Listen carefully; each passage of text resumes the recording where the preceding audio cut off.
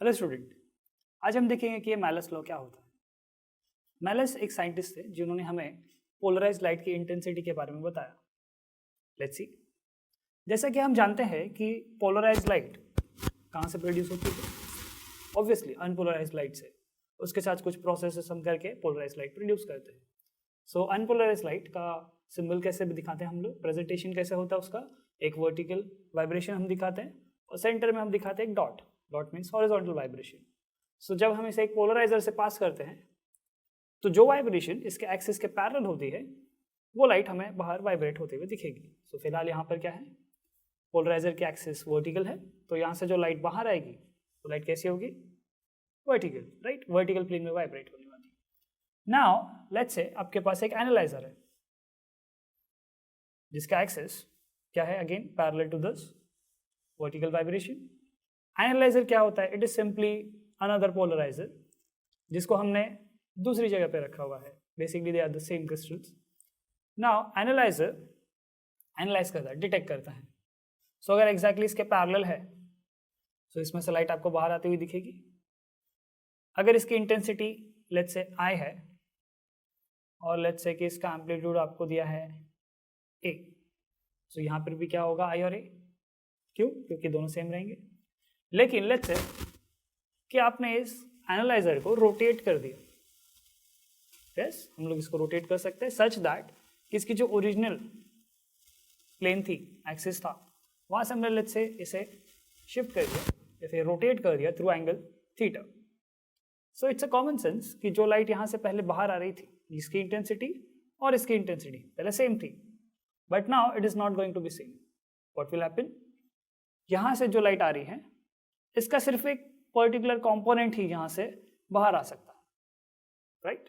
What will be that component, let's say कि यहाँ पर जो वाइब्रेट हो रही थी लाइट, उसकी amplitude let's say A not या फिर ए जीरो, और यहाँ पर जो आपको लाइट मिल रही है लेट्स से उसका एम्पलीट्यूड है ए।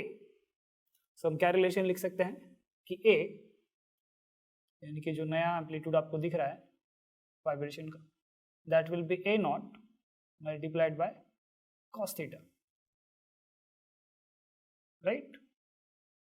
क्या होता है कंपोनेंट की value, component is always the bigger one और the actual one multiplied by the cos theta और sin थीटा। cos थीटा और sin थीटा कैसे डिसाइड करते हैं हम लोग, if you are finding the adjacent component we say it is multiplied by cos theta.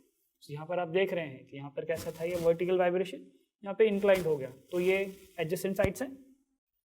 सो इसकी जो एम्पलीट्यूड है वो क्या हो जाएगी, a naught multiplied by cos theta, क्योंकि हम लोग cos कंपोनेंट फाइंड कर रहे हैं, एडजेसेंट कंपोनेंट। लेट्स से कि यहाँ पर आपकी इंटेंसिटी या इंक्लाइंड एनालाइजर से पास होने से पहले उसकी जो एम्पलीट्यूड थी वो थी ए नॉट और इंटेंसिटी थी आई नॉट, और आफ्टर पासिंग थ्रू दिस इसकी एम्पलीट्यूड है ए एंड लेट्स से उसकी इंटेंसिटी है आई।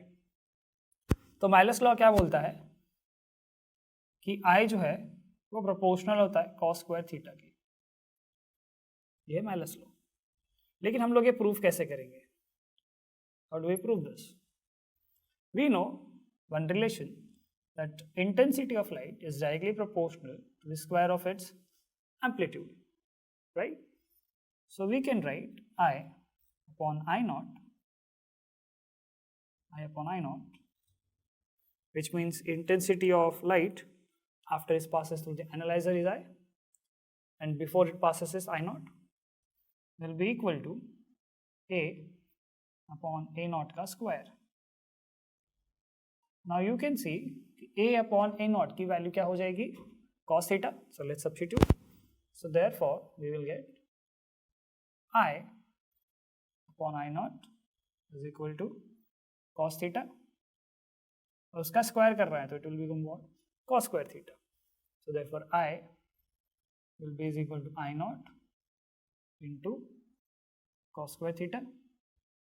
Now from this relation we can say, since ये आई नॉट क्या है, इंटेंसिटी, ये तो चेंज नहीं होने वाली, ओरिजिनल इंटेंसिटी है।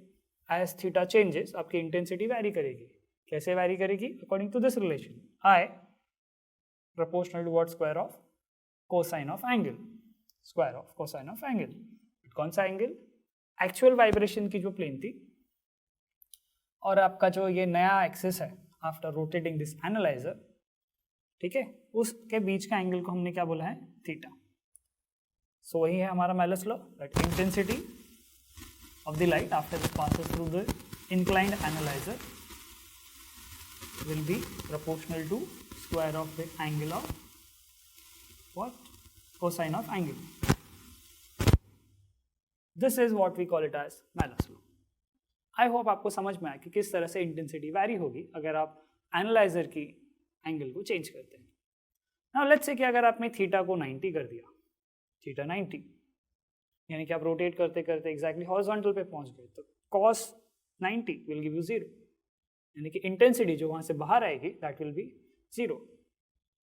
ऐसा कुछ एक्सपेरिमेंट हम पहले भी कर चुके हैं, राइट? वर्टिकल होती है तो सेम इंटेंसिटी बाहर आती है, लेकिन अगर आप इसे एग्जैक्टली हॉरिजॉन्टल कर देंगे तो यहाँ से आपको कोई लाइट नहीं दिखेगी। Thank you.